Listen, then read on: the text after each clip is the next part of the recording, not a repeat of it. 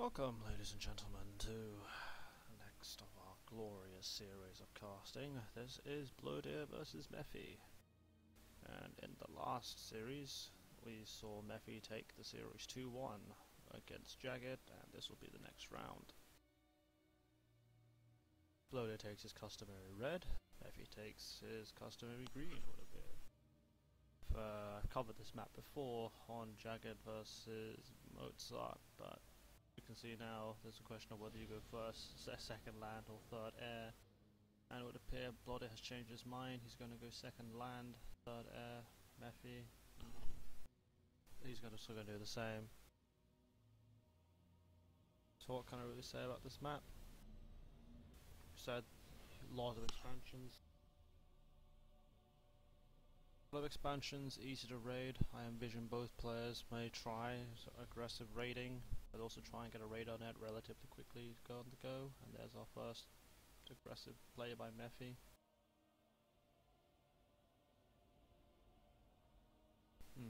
Minor mistake already. Instead of move and use maximum build range, I had to just walk up to the mech, so the commander will have to walk back and is wasting valuable time. And I'm not sure whether he's realised this, because he's literally walking up to each and every single one, when in reality you just want to walk here, build these two, and the command AC you can just sit there and build it instead. So it wasted a good, what, 5-6 minutes? Minutes? No, not minutes, seconds. But the whole point of that is that that's 6 seconds. May not sound like much, but for instance on a game like, I don't know, Pizza, it's the difference between your transport getting away and getting shot to pieces. So those were the opening builds. We have 2 engineers helping Mephi start things up at the base.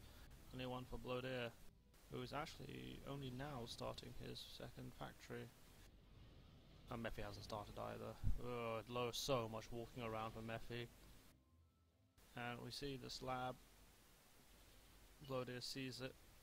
Doesn't lose the scout, thankfully, but he sees it, sees what's coming, and this is not going to achieve anything. I imagine Mephi is going to turn away relatively soon, because, well, there's no mexes here. This is where the base is, so tanks are going to come from this direction. There's 0 point trying to go over here. From Mephi's perspective, he should have seen that radar, that there was nothing else there, so not quite sure what that was about. Blodir, engineer's taken a very wide berth, so this will never get found. Meanwhile, we have a counter raid, just a striker, another land scout here to make sure nothing's going this north. They have a full radar net to cover the mid to make sure there are no more raids coming in.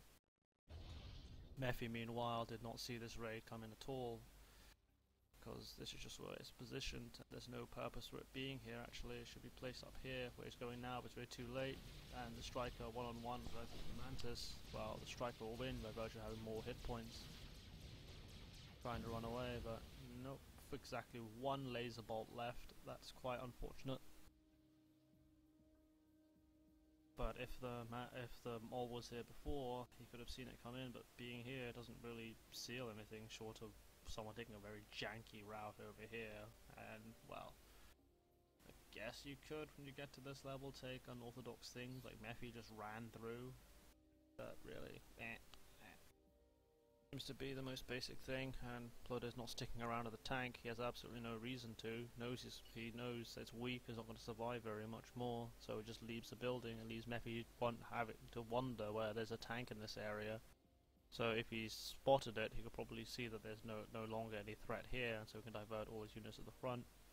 But meanwhile in the south, he sees units coming in. He's going to lose this, unfortunately.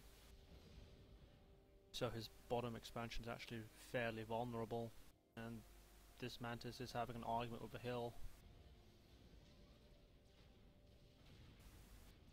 So you see raids trying to go and disrupt Blodir's northern expansion. So he's aware, as air knows there's nothing in the south yet, but in the meanwhile Blodir's already raiding in the south. 5 tanks, factory denied, engineer denied. All in all, far superior situation for Blodir.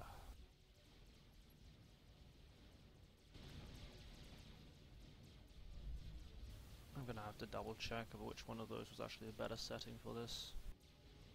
But yeah, bottom expansion completely denied, just tanks sitting there.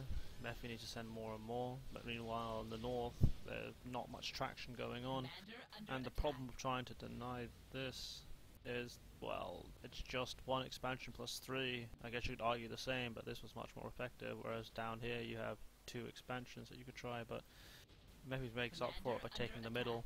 So he's already taken these 4 mexes. Arguably these 2 are safe as well, and whilst these are threatened, so he can't take them, but this is way too far forward and got shut down. He just needs to place it a little bit more back where only artillery can hit it.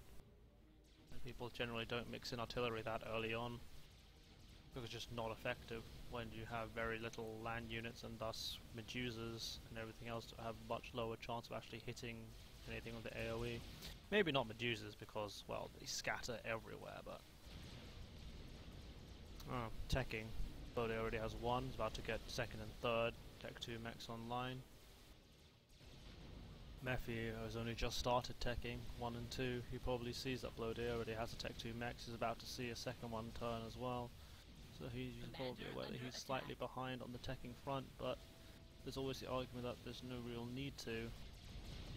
As well, a Tech 2 mechs is basically equivalent to another 2 Tech 1 mass extractors, and if Mephi is putting the hurt on Blodir and basically successfully denying these sudden expansions, then he has no real reason to tech, because Blodir will just lose his easy mexes, and Mephi can really try and get these ones to compensate for it. Lack of radar though, this radar is good, take this, but he has absolutely no idea what's happening in the south, and even just a land scout going on patrol around this will probably solve the situations more. Because as you see, Blodir is just fanned out with his tanks, and Mephi has absolutely 0 idea this is here, I imagine. No radar, no nothing. As soon as a scout comes over, Mephi will see it's unguarded. Mephi's assuming there's nothing here. So if this scout's going to come in, it's going to see the engineer, and I wouldn't be surprised if you're going to see the order given to kill this, because he sees now that absolutely no defenders. Everyone's vacated. It's just this Mantis force and Medusa should be starting to get mixed in right now, but there we go. It started. More teching for Mephi, 3rd and 4th coming up. But Mephi taking over the middle, and now is the economic advantage because, well, it's cheap. Virtue of just having these extra 8 mexes, like these, shouldn't be sniffed at. So you can take that instead of teching. It's just that much cheaper, that much more effective. If you have map control, he's not going to waste it. He's going to consolidate, say I have these mexes, thank you very much and goodbye. Right now, if I was Blodir, I would have used more walls because Mantis can't swim and stop this raid from happening, but again, lack of radar coverage.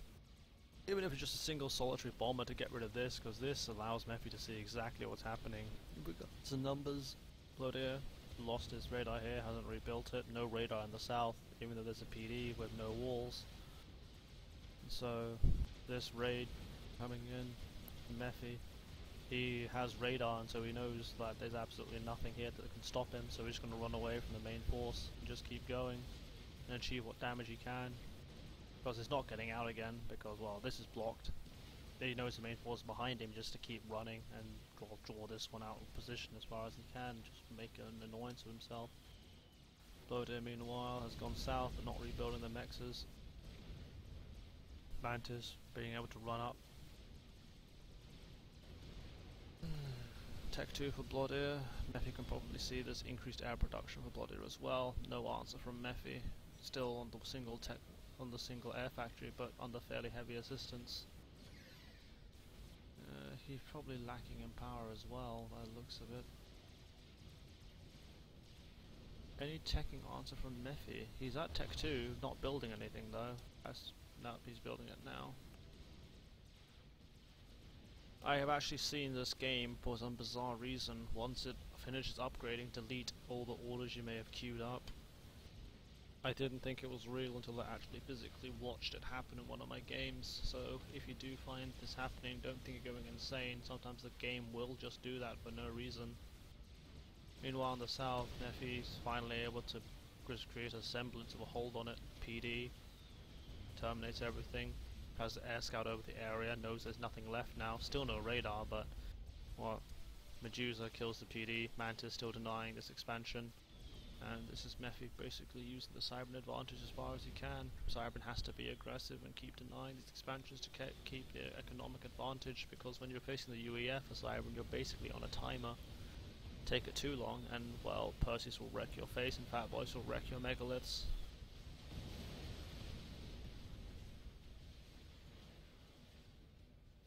Severe power stall for Mephi. Tech 2 power, he needs to stop his air and start building power again. There's also, this is the problem, building Tech 2 power, but also has Tech 2 mexes on the way, so this is what, 120? 120, 120, 200 each of these, like that's casual 300 power that's just being used on air and mexes when he should be focusing on this. And that would solve everything faster, but then again, it's also 8 PM that you're using. Blodir going straight for Tech 3 probably either anticipates loyalists or just doesn't feel the need to invest in the Tech 2 game. If you're confident in holding in Tech 1, then there's basically no reason to invest in Tech 2, because if you're going to push, well, what are you going to push? If you're going to be able to push and deal significant damage, sure, but if you're able to hold, then it's better to just go for Tech 3. Whereas in the game with Jagged versus Mephi, Mephi's in a position where he could use his Tech 2 to keep pushing and create a very bad situation for Jagged. But now we won't see like pillar usage, even though those are very, very powerful. I'm actually slightly annoyed at Blodir for not using adjacency. Like, this is casual Tech 1 mech saying, "Surround me, senpai," and it's just sitting in the middle of nowhere. I mean, this is better later on if you want to use heavy assistance, but if you want to argue that, you just build them later. Like, huge Mantis numbers, Medusa numbers, still spamming these out. Uncapped mexes. I still think Riptides and Wangers would be relatively good on this map. I know we saw them in Jagged versus Mozart, not the Tech 2 units, but how amphibious units can just be used in these ponds and start hitting and run away again. There's not much that Blodir could do about it, especially this expansion could be easily denied with just 2, 3 Wagners. Just run in, cause chaos, deny everything here and run away again, and Blodir would not be able to deal with it, sure to go for Tech 2 air and torpedo bombers, which is, well, overkill really. But with regards to teching,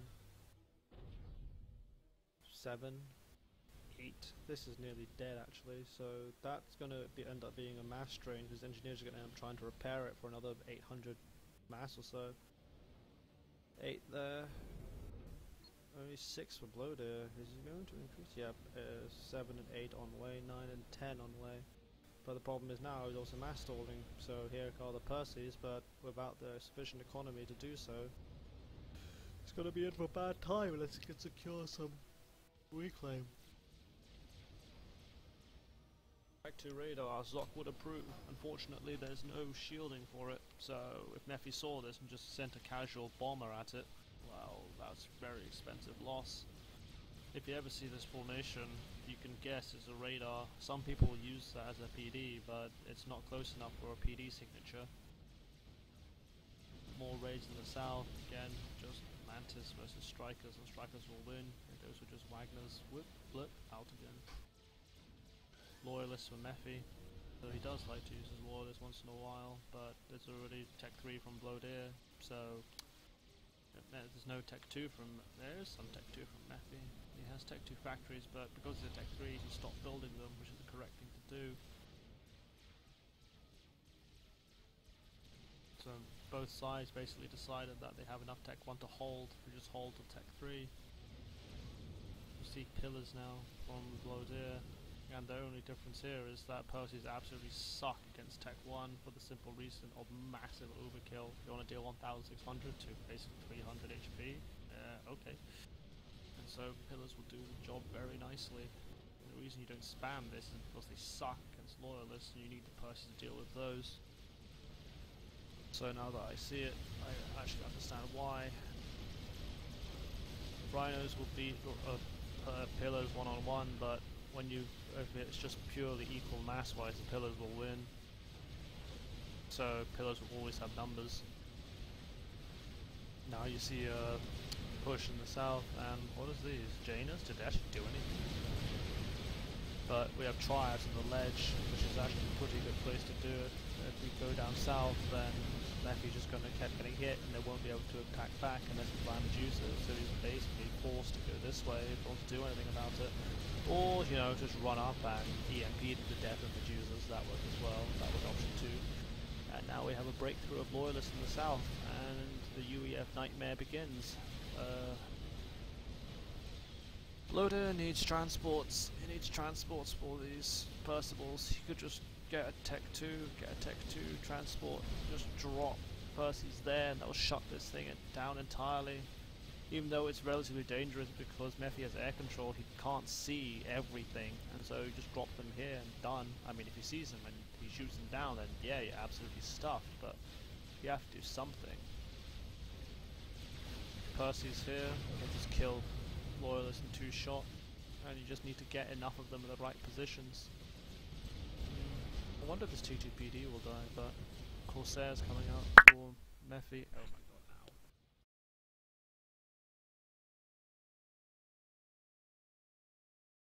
ow. Ow, my ears. And I can't shut that off, for fuck's sake.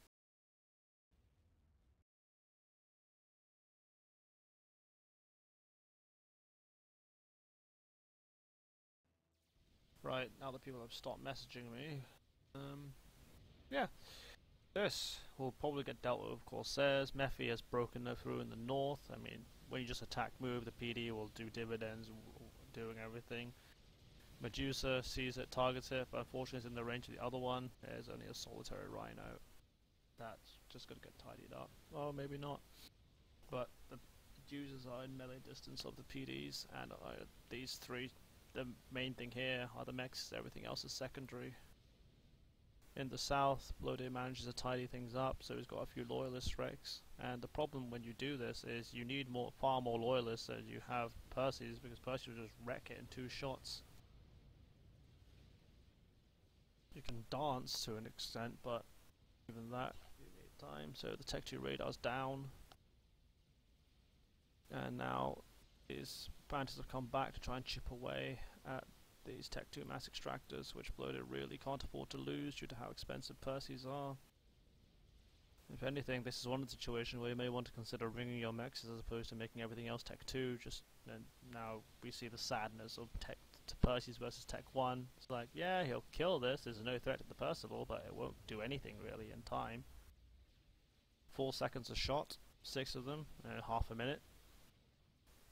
Kinda sad, but will we see any transition to bricks? The problem when you transition to bricks is that, well, Percy's have alpha damage, have more HP, and will just generally melt them. So, whilst you still can have the advantage of movement, you should generally use so.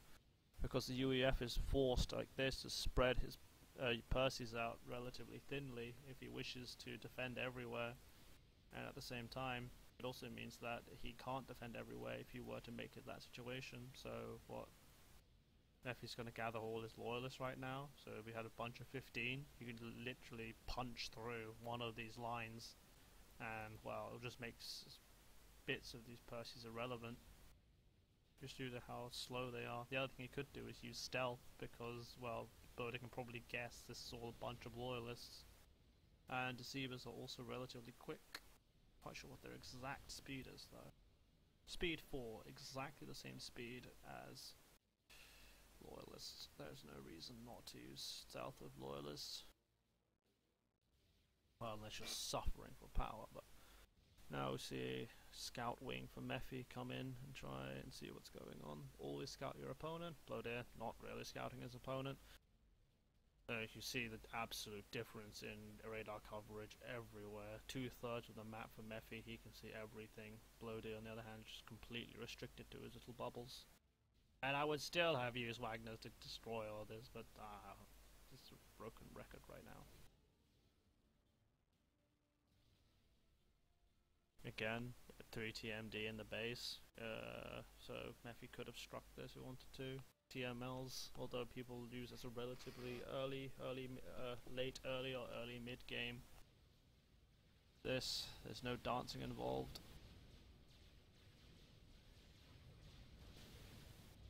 And unfortunately, it's chosen such a situation that, well, these are just dying for free. You either have to full on engage or die, and it's like he loses one Percival to what, 6 loyalists. It's just a terrible trade, and it's under the fire of triads. Oh, that's a terrible place to park. Boy. Flak ruins Tech 1. And we have an attack on the power grid of Blodir, who apparently did not shield it, or if he did, shielded it very poorly, because everything is dead. Mephi having his own power problems, not wishing to transition to Tech 3 power yet. Blodir, meanwhile, just got completely and utterly reset with regards to his power grid. And this is one of the reasons why perhaps you don't want to reclaim your Tech 1 power if you're playing against someone who you know is going to snipe power or the threat of it, because, well, if you have no Tech 1 power and you lose to Tech 2 or Tech 3, it's game over.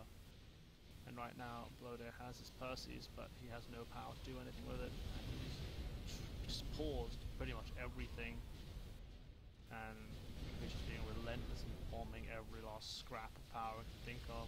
Another thing this needs to be stopped because it takes a lot of power to build storage. Hydra needs to be rebuilt. But right now it's like, this is what happens.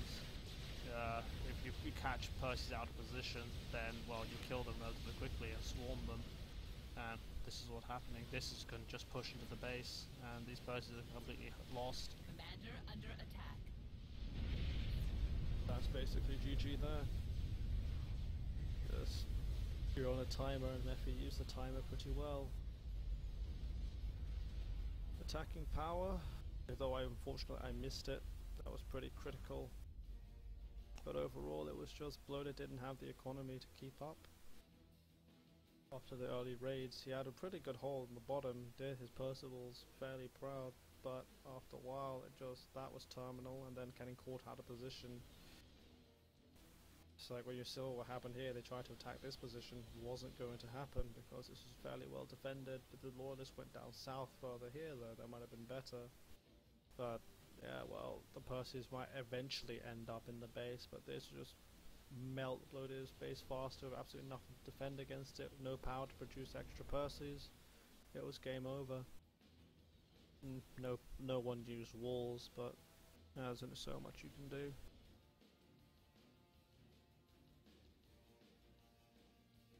If ever you're playing a Cybran, always build walls, it'll drive them up the walls. No pun intended.